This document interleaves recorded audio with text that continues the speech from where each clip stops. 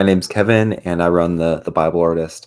I believe the arts can give us fresh eyes to see the significance of the Bible and the beauty of the gospel. And I also believe the Bible can provide the arts with complex characters and stories with profound insight into the human condition.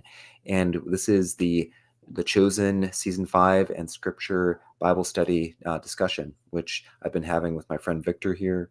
We've been going through some of the various scriptural passages that are inspiring Season 5 of The Chosen. We've been looking at those biblical passages and discussing how do we think that they're going to bring this to life? What is the scripture saying here? A lot of just interesting conversations that are sparked primarily by looking at the biblical text, although we are also bringing in our knowledge of the show and how we think they might weave in some of the things that the show has done already with what we see in the biblical passages of Holy Week, which is what Chosen Season 5 will be focusing on. And so today we're going to be digging into a very interesting topic, one that I feel like doesn't get discussed as much unless you're in a very kind of specific circle of Christianity that focuses on kind of prophecies and that kind of thing. But I would say in kind of broader evangelicalism, this often kind of gets skirted over or doesn't get a whole lot of attention because it's a difficult passage. It's hard to interpret. There's a lot of diverse, polarized discussions about these different passages that we'll be looking at. And so it'll be interesting to see how The Chosen handles this passage, or if they potentially kind of side skirt it at all. And I'm talking about Jesus's prophecy about the destruction of the temple and Jerusalem, which we get in Matthew 24. I think it's in Mark 11. I'm not sure on all the different chapters that it's in, but it's definitely in Matthew 24 because that's the kind of the main source text that I've been using. And I started before we get into the actual biblical passage, I pulled up one screen that we got from the Chosen teaser, which I think is directly relevant to this conversation, because if you can tell from this picture, that definitely looks like the Chosen's version of the Jerusalem temple. Everything's on fire. There's a Roman soldier here. And so this pretty clearly appears to be a depiction of the destruction of Jerusalem, which happened historically in 70 AD, so about a generation after Jesus had died and rose again.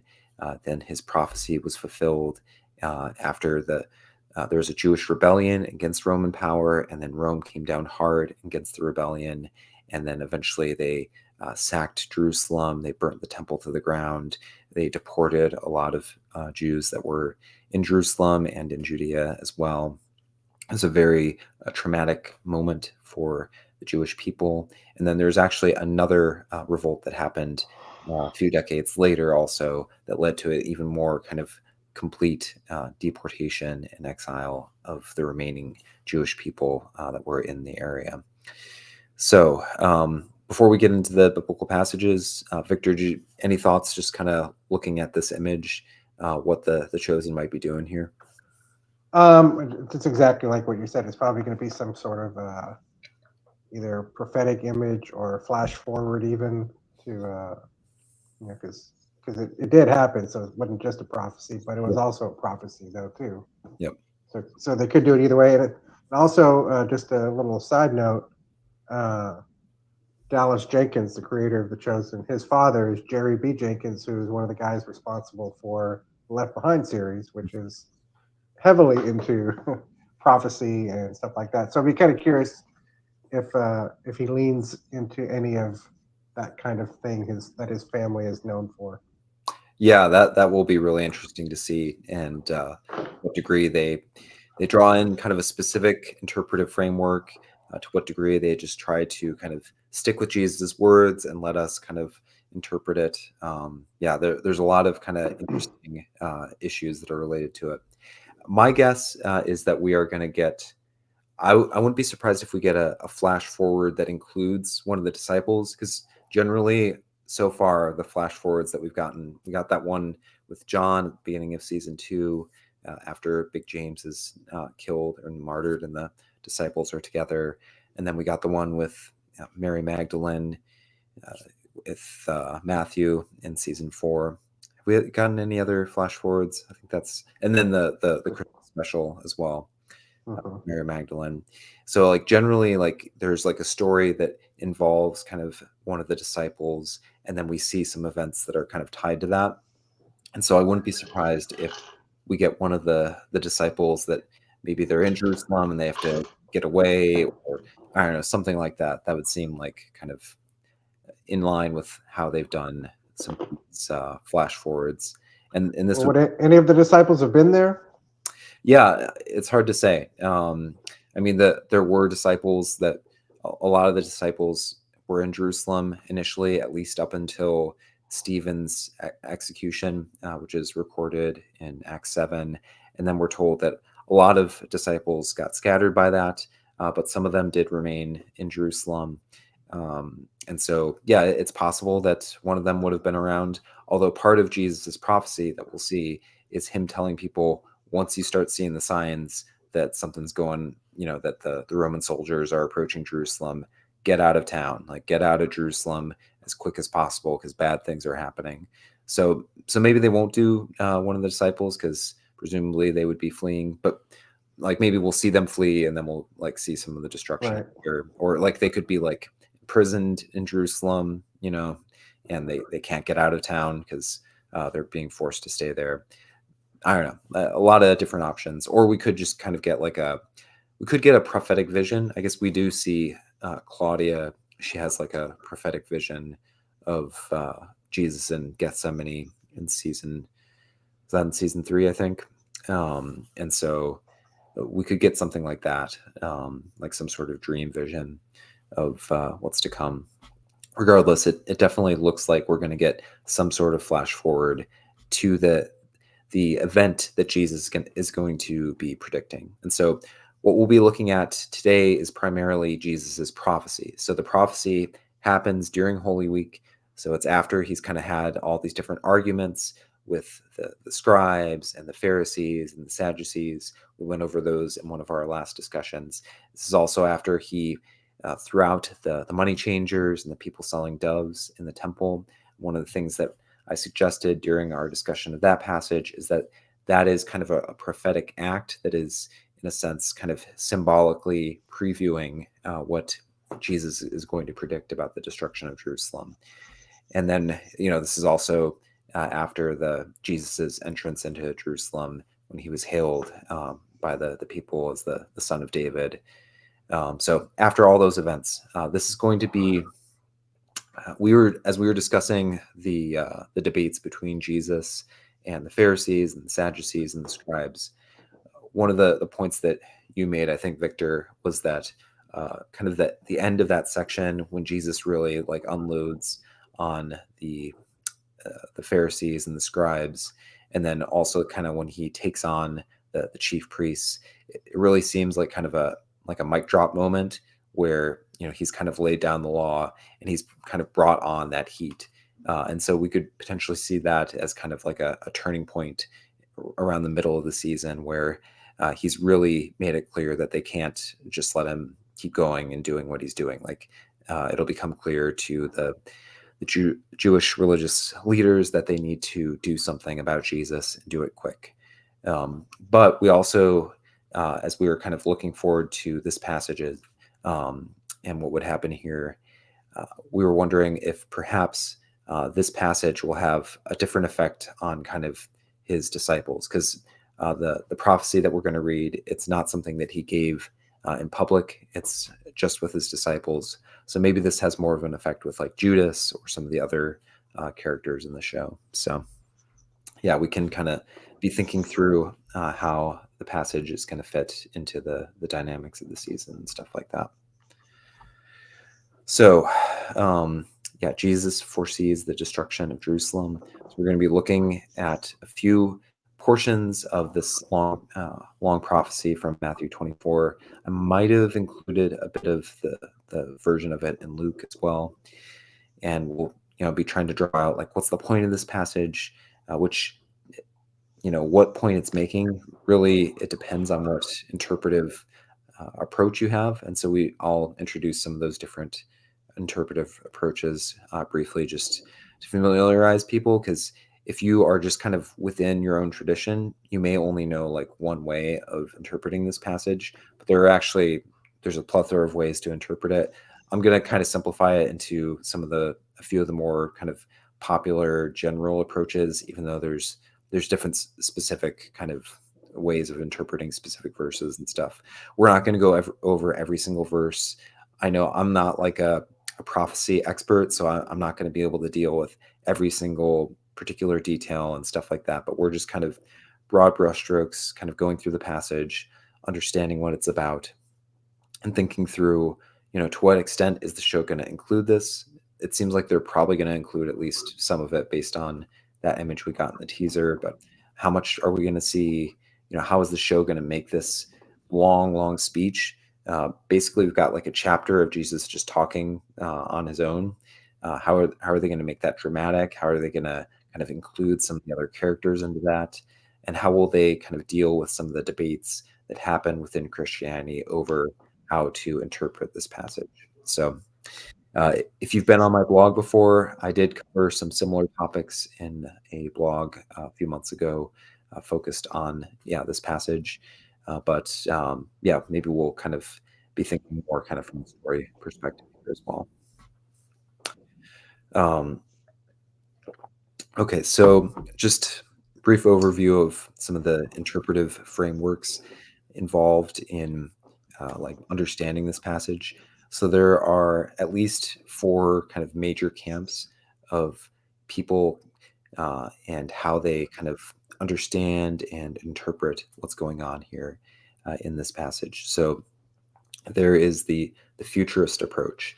The futurist approach is basically it takes Jesus's prophecy and it concludes that most, if not all of it, takes place in the future with respect to us today. So none of these things have already happened. They are all kind of in the future of us. And so we need to anticipate these things and maybe even kind of look for kind of signs of these different events that Jesus is describing in our kind of contemporary world, in the different news events that we are seeing around us. That's kind of the futurist approach. And then there are a couple different preterist approaches. So preterism is the belief that some or all of the events that Jesus is describing in this passage have already happened with respect to us. So they happened after Jesus, but they have already happened by today. So there's full preterism, which is the belief that everything, or pretty much everything, that Jesus predicts in this prophecy has already happened in some sense. And then there is partial preterism, which is the belief that maybe certain segments of Jesus's prophecy have already happened, and maybe there are certain other parts of it that still need to happen. So we still need to kind of anticipate certain things, especially the coming of the Son of Man. And then there's also the double fulfillment approach.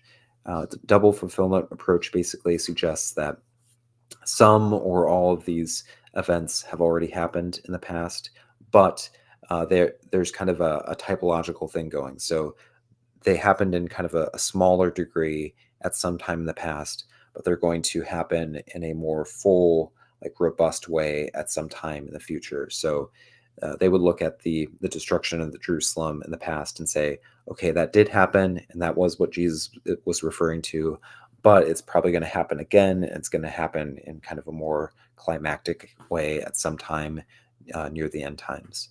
So that's a kind of a very big picture, broad brushstrokes description of some of the different approaches. And as we're kind of going through the passages, I'll try to kind of elucidate like how the different approaches would kind of handle a specific passage.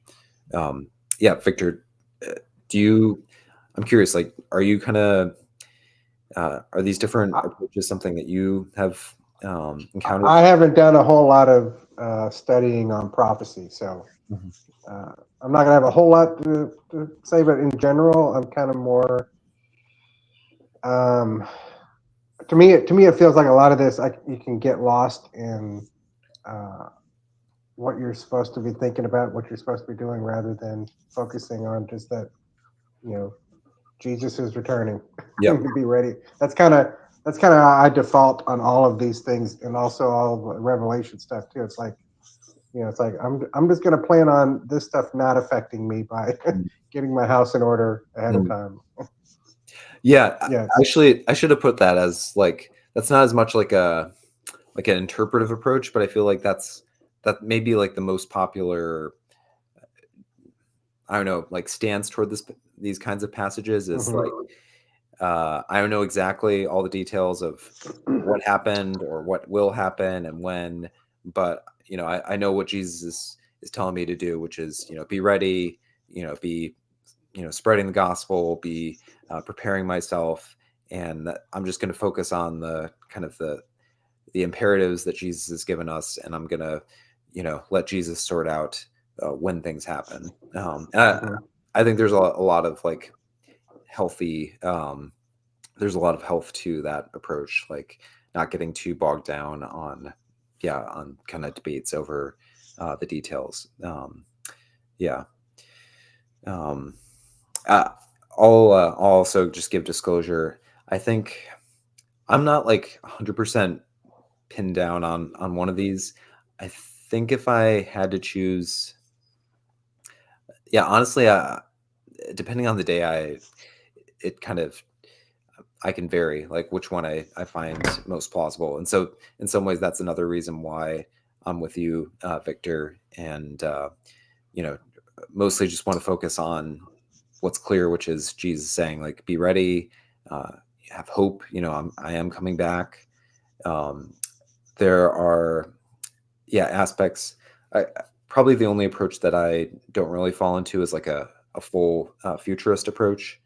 But I can see where full preterists are coming from, and definitely partial preterists and double fulfillment as well. So, yeah, uh, for I'd probably say if I'm anything of any of those, I'd probably say I'm double fulfillment. Just that, it's like you have to acknowledge all that. A lot of this stuff did happen, yeah, but it's still gonna happen. I mean, it's like mm, we're not finished yet. So yeah, that's a good way to approach or to deal with the tension between the two different mm, aspects of when these things happened yeah, or are gonna happen.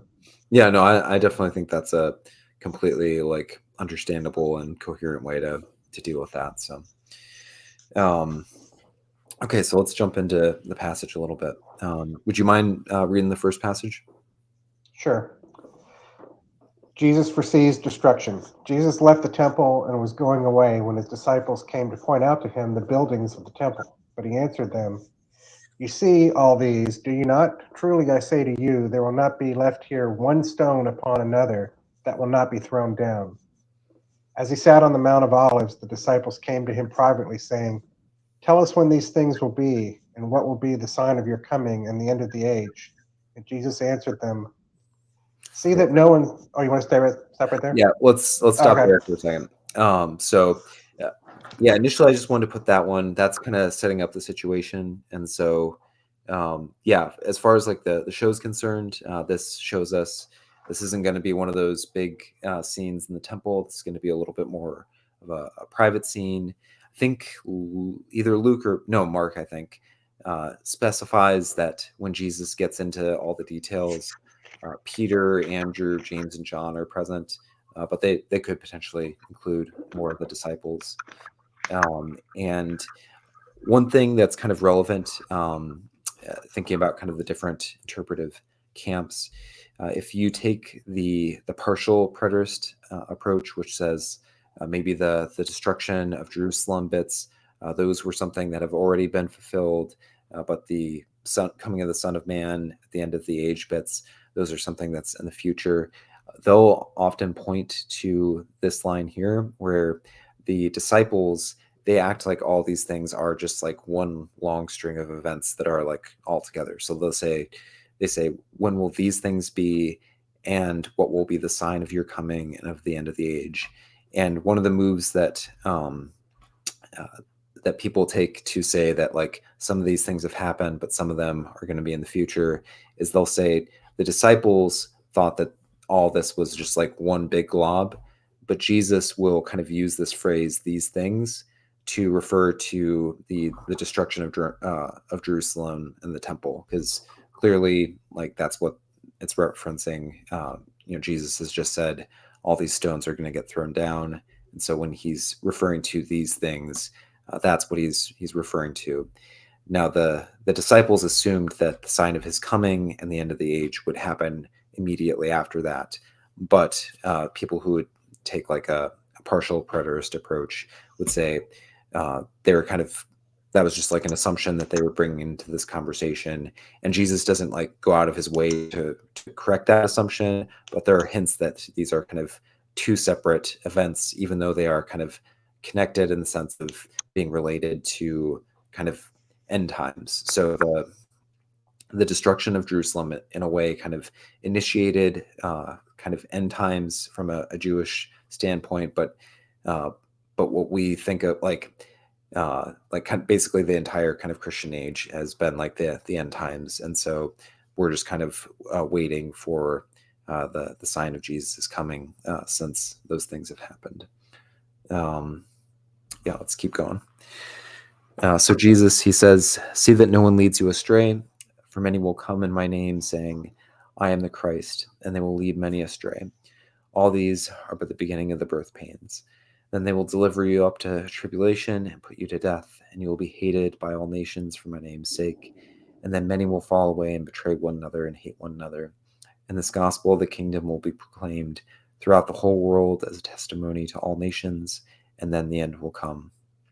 And so some interpretive camps will say this section, I've ellipsed a little bit of it, but is basically kind of giving an overview of all the different stuff that Jesus is talking about. So this, Jesus is kind of giving us just a preview of this is how things are going to look basically until Jesus comes. So there's going to be, wars, there's going to be false messiahs, there's going to be, people getting given up to martyrdom and things like that. The gospel of the kingdom is going to be preached to all the nations, and then eventually, at some point, the end will come. So he's just kind of giving us the overview before he gets into more specific details. Yeah, does that make sense? Yeah.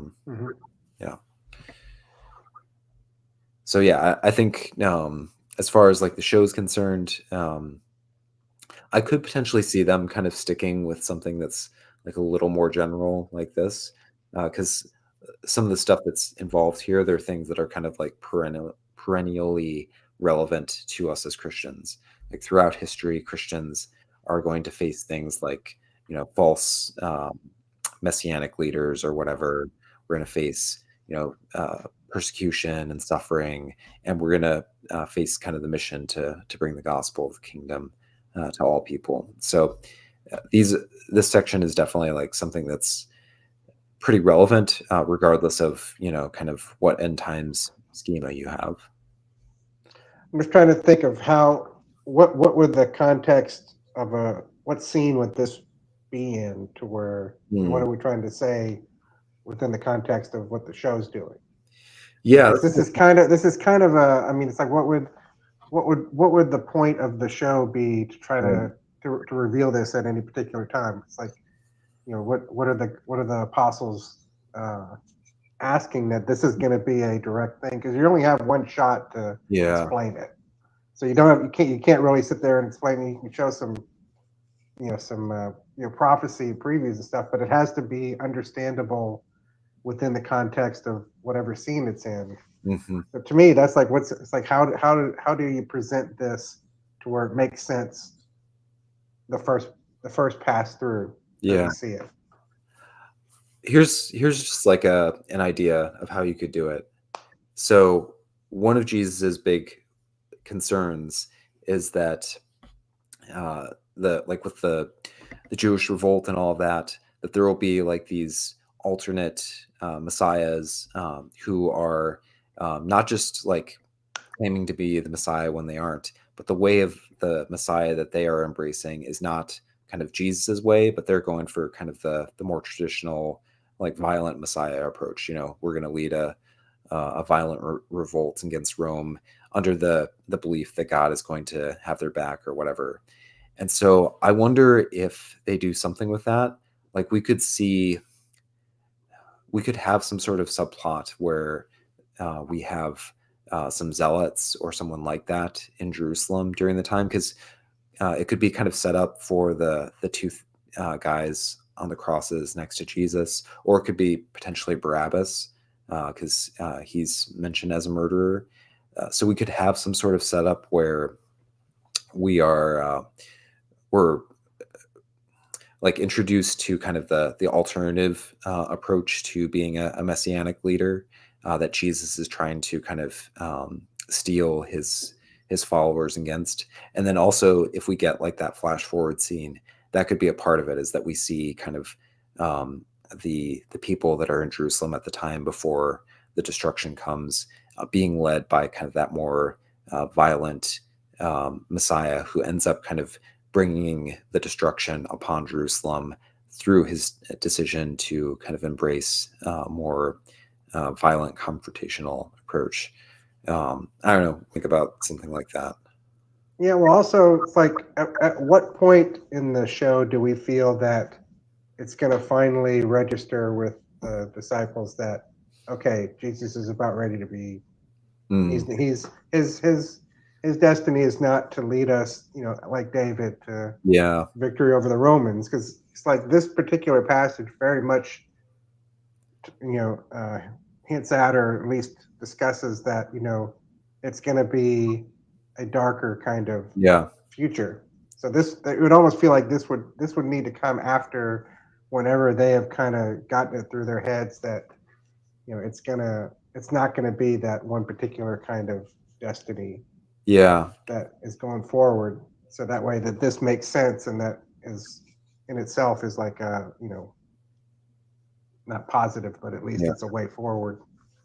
Well, that actually just makes me think, uh, like we just kind of so take for granted that Jesus, he was anticipating dying and then ascending into heaven, but the idea that he has to talk to them about the sign of his coming suggests that uh like as kind of the backdrop to this conversation, he is assuming that they know that he's not going to be there with them forever, which, yeah, at this point in The Chosen, is not something that all the disciples have kind of gotten through their skulls, even though we did see Jesus kind of explicitly say that he's going to get crucified and handed over by the elders and the chief priests. I think in season 4, episode 4. So he's already like kind of explicitly come out with that. But as we see in the Gospels as well, the disciples haven't like fully taken that in. Maybe they're Mhm. explaining that away as like, oh, maybe he's being metaphorical or something like that, Right.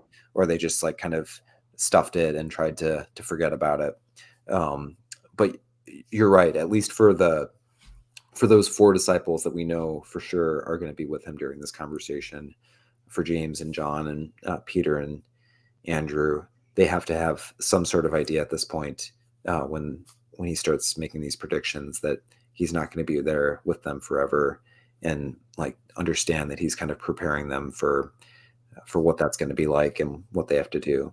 So yeah, Yeah, and I can see them. I can see this being a flash forward where, as this is happening,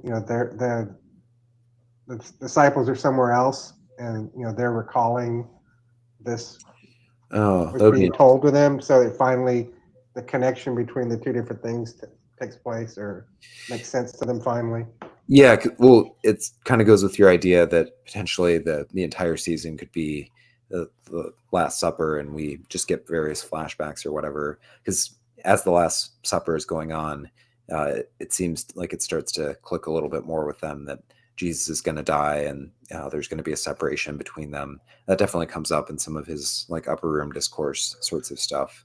So that could be one way that they handle it, is they start to click with that in the Last Mm-hmm. Supper, and then they're like, oh, okay, that's what he meant when he was doing all these prophecies or whatever. Yeah, that would make a lot of sense.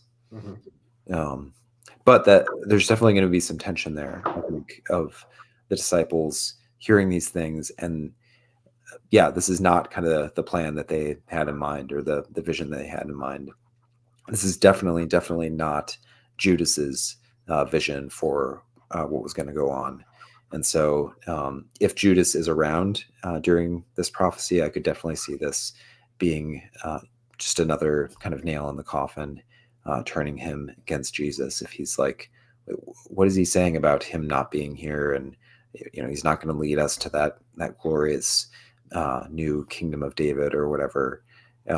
He's talking about, us being handed over to suffering and all this kind of stuff. So yeah, I think there's definitely going to be like some tension for the disciples as they're hearing these things and having to deal with like their expectations of what's going to happen at this point. Especially if you think about it in terms of the way that Jesus has been greeted as they've entered in for Passover. There have been these big crowds. People are calling him the Son of David. So that may kind of like boost up the kind of the expectations and hopes of some of the disciples. And then this is going to kind of deflate them again, or kind of get them, just put them in a different mind space or whatever. So yeah, that's a really good point.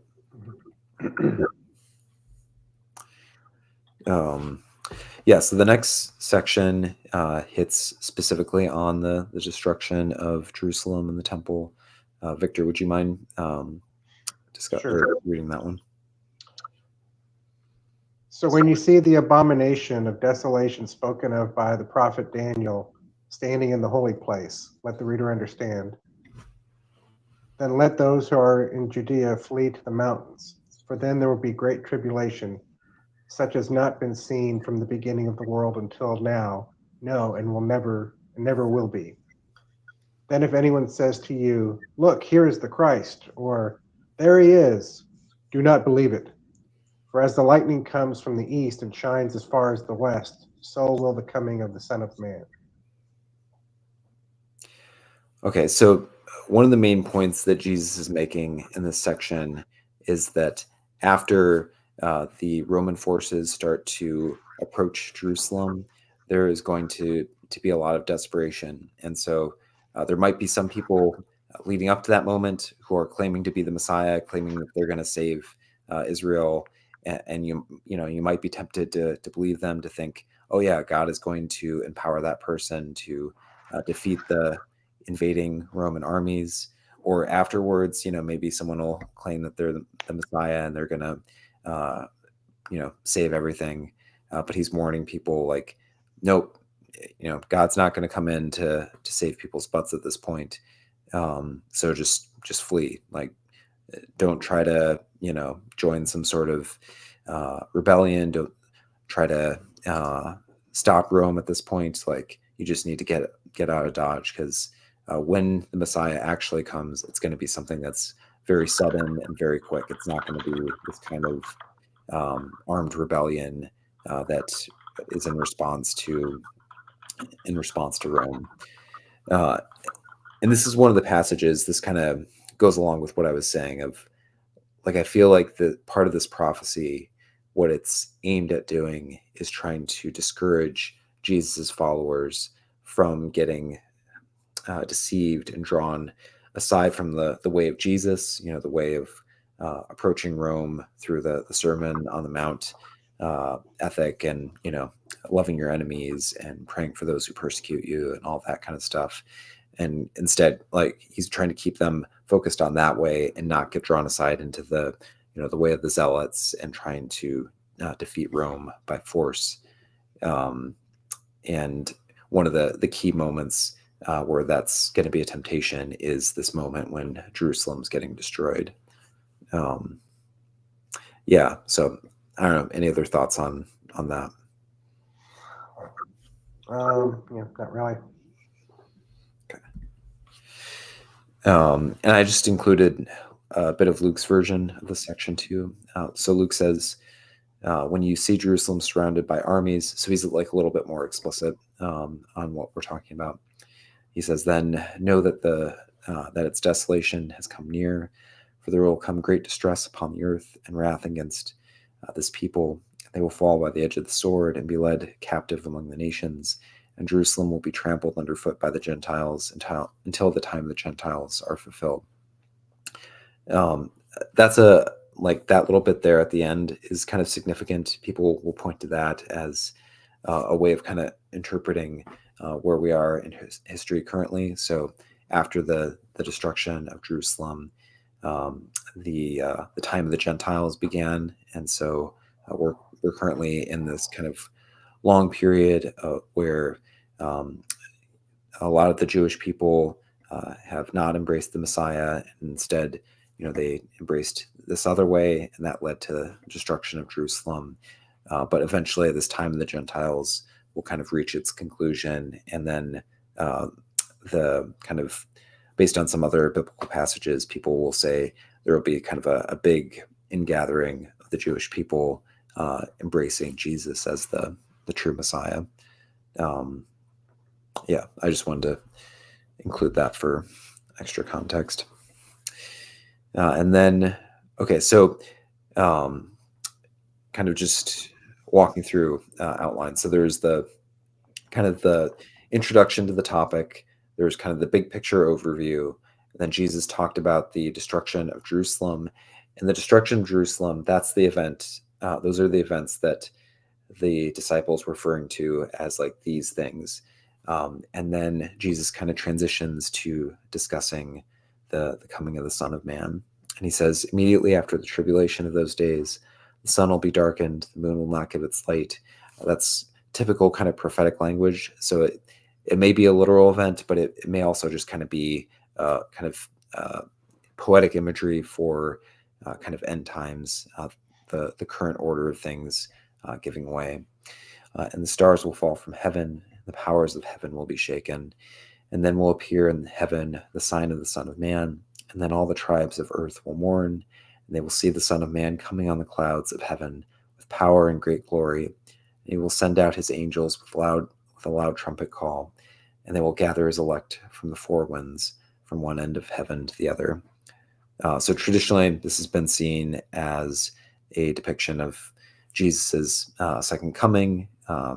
He's going to finally kind of draw in everybody who's believed in him, and there's going to be kind of a defeat of the evil powers in heaven, but also all the kind of corporate evil on earth, or all the evil nations and stuff. Yeah. But there are kind of some different interpretations of this passage. Some people actually believe that this also has been fulfilled.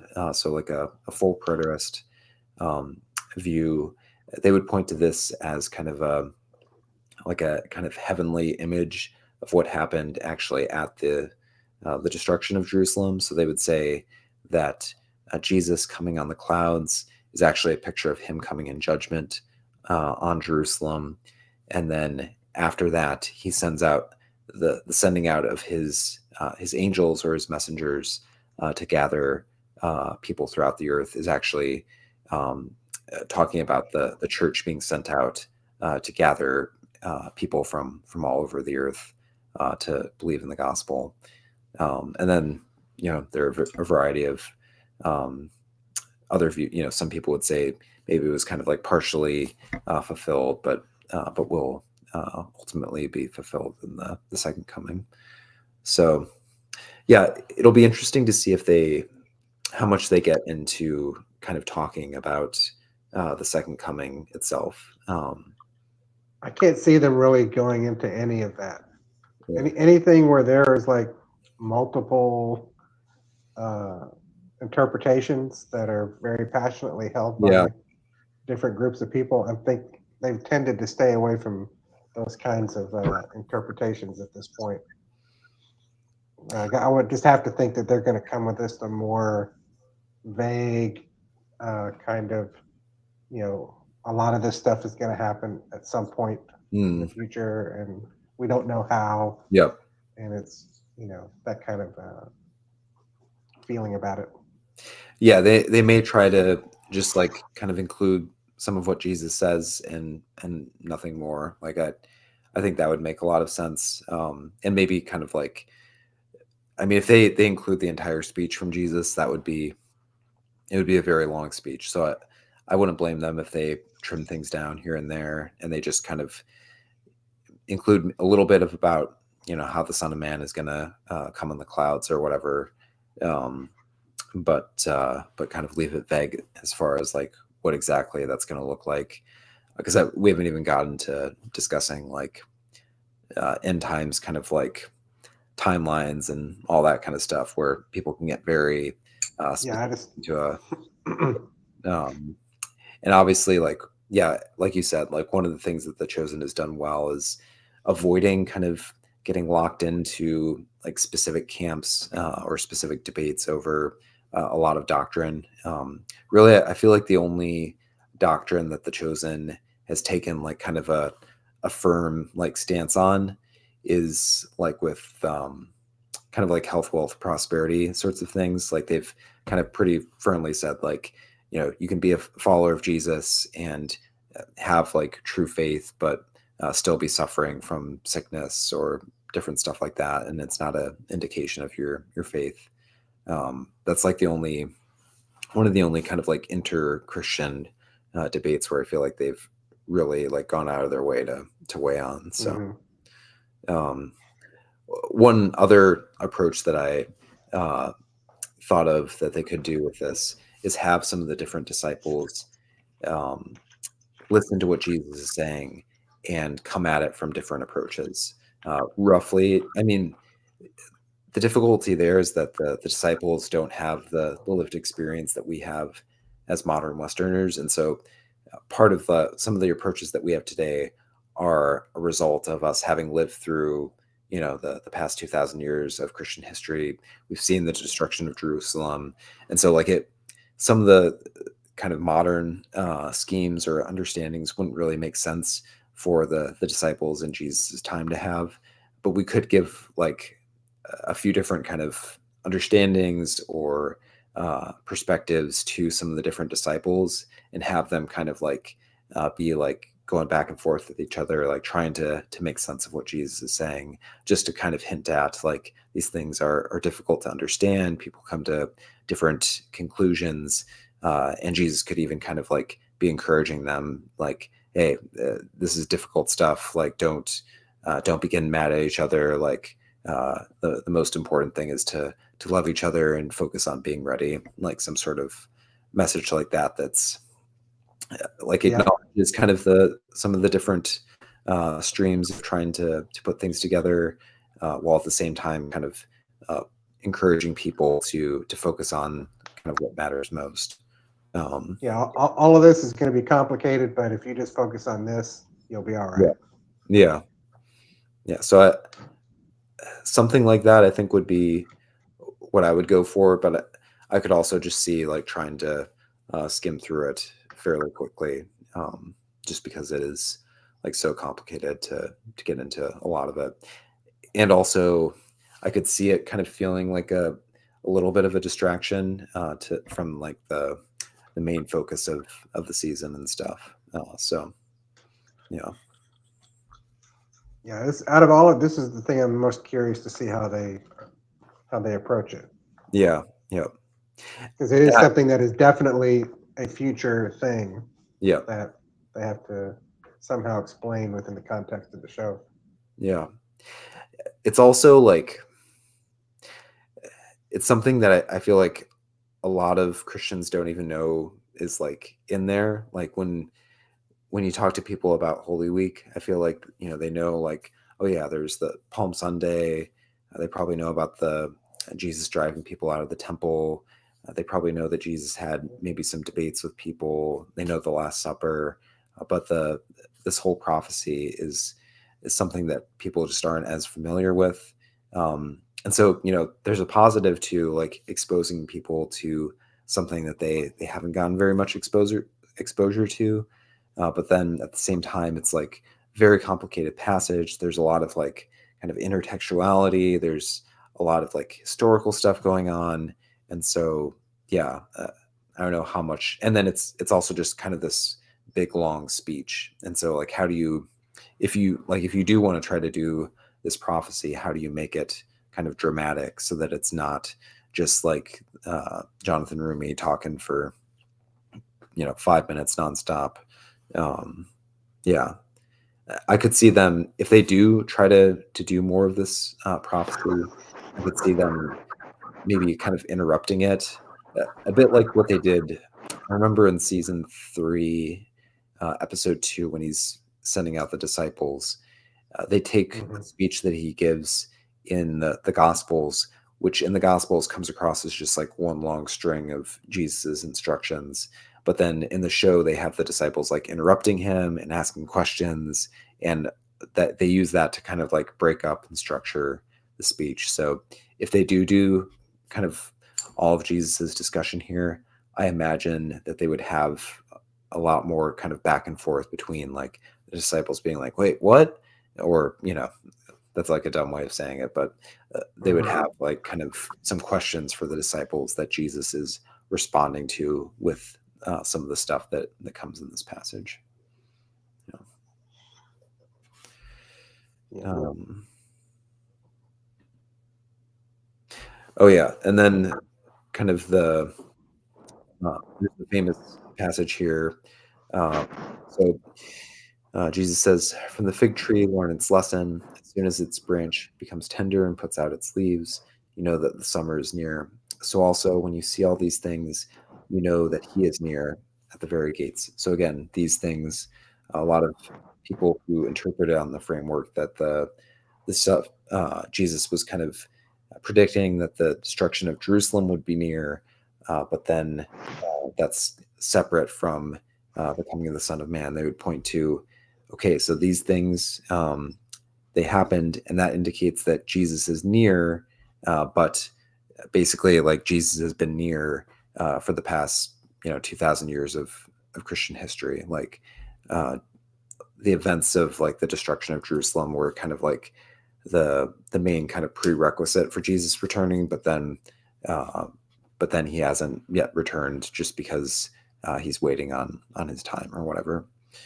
And he says, "Truly, I say to you, this generation will not pass away until all these things take place." So this is a big passage that gets discussed a lot. So because this generation, that would seem to suggest that Jesus imagined that at least when these things take place, they would happen um, before everybody in the current generation of his disciples had passed away.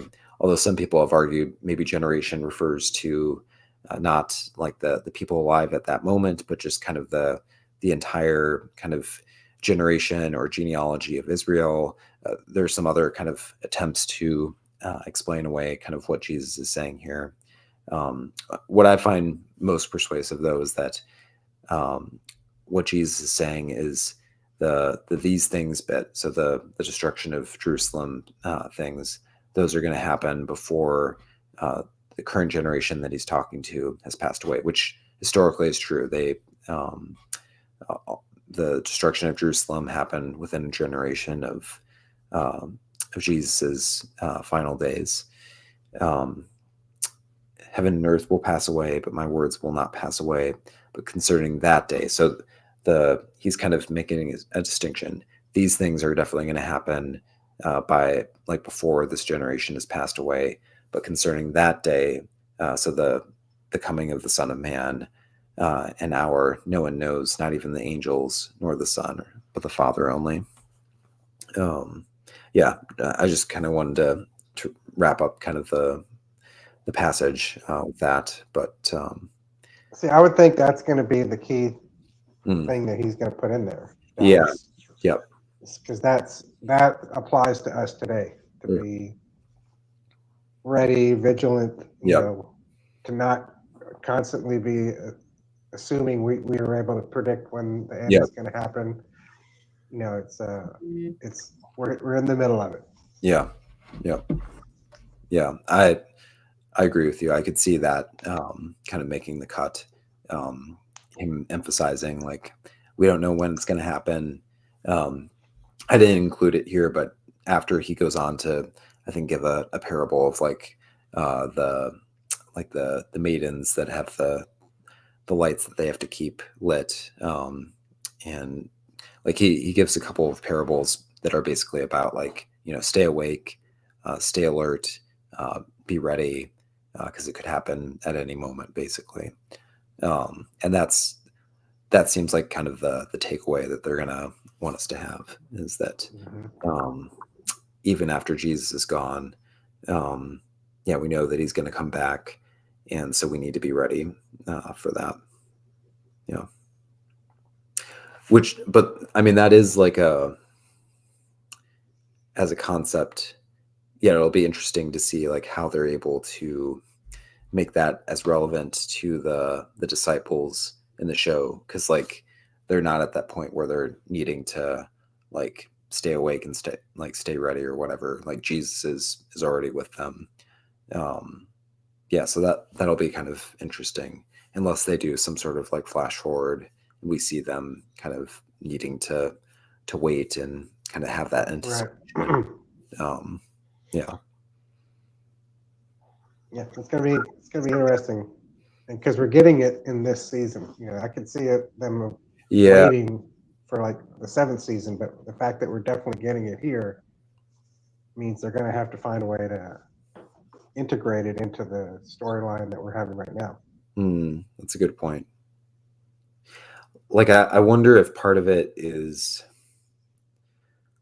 trying to construct situations that the disciples are going through that are kind of relevant to the types of situations we continue to face. So even though the disciples do like still have Jesus with them, they're gonna face some of the same pressures, right? Like to lose hope, to feel like, um, or to like. So we're gonna see like Judas. He's gonna get drawn away by like, um, you know, uh, greed and like wanting money, and also a little bit of like disillusionment with Jesus's like way. There's going to be kind of like that temptation to want to turn to like other types of messiahs or other attempts to establish the kingdom. So I wonder if that's part of it, is um, them showing us uh, there are these kind of temptations out there that we're going to face, uh, to give up on the way of Jesus and our kind of putting our hope in Jesus, and we're going to get tempted to embrace like other ways to establish God's kingdom on earth, and other like things to put our hope in. Um, Hmm. the disciples during Jesus's time, they faced that temptation, um, and we see that some of them felt that temptation. Judas most specifically falls into the temptation of like both like going after money and also kind of trying to put his hope in kind of the current system. Uh, so yeah, maybe that's part of it. And then I can also see that. also if we get like any flash forwards, we could maybe see it even more kind of in a way that's even more kind of specifically parallel to the stuff that Yeah. Christians today encounter. Well, I know there's a lot of examples in the Gospels where uh, it says something like, "They didn't understand this now, but they did later." Yeah, yeah, This could be one of those things to where somebody can burst in there. Hey, I figured it out. This was referring to that thing that he said that one time, and we haven't been able to figure it out. And hmm.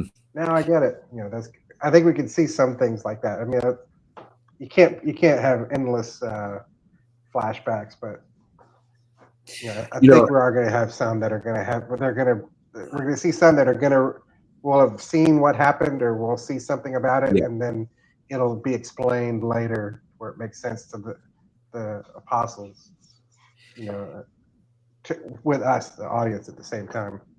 This actually makes me think of a point that you've made a few times, which is they're going to need to find ways in this season to make things not feel like too much of a downer. Like they're going to need to give us like some hopeful bits. Um, and so like doing some a flash forward to the destruction of Jerusalem, that's also kind of a downer. But if they did do like another flash forward, um, yeah, that could be potentially be like more like hopeful, or like if we see actually like some some Christians in sometime in the future, not future to us, but future to the show, like kind of eagerly anticipating the coming of Jesus. Yeah, that'd be interesting if they did something like that. And gave us kind of a picture of hope through that, which might be helpful in contrast to some of the darkness and defeat that we're going to get in the season. Mm-hmm. It should be fun, creatively, to see how they approach it. Yeah, this is definitely like one of the puzzles that I'm kind of just most interested to see what they do with. So, and this is the kind of thing that no adaptation has ever had to try to deal with. Yeah, this is way down the list of things that they would ever get to, but they're getting to it. So I'm really curious to see how they handle it. Yep. Yeah, the only adaptations I think that have probably covered this are the ones that, like, there are a couple adaptations where their script is basically like the Bible, and they don't like try to craft like kind of story or anything. They just have Jesus go on long speeches and stuff, and they don't really worry about it. But as far as like an adaptation like The Chosen, which is like trying to craft a more kind of clear and coherent story, definitely haven't seen any that have really tried to tackle this. So really excited to see what Dallas and the team are doing with this, and it should be fun.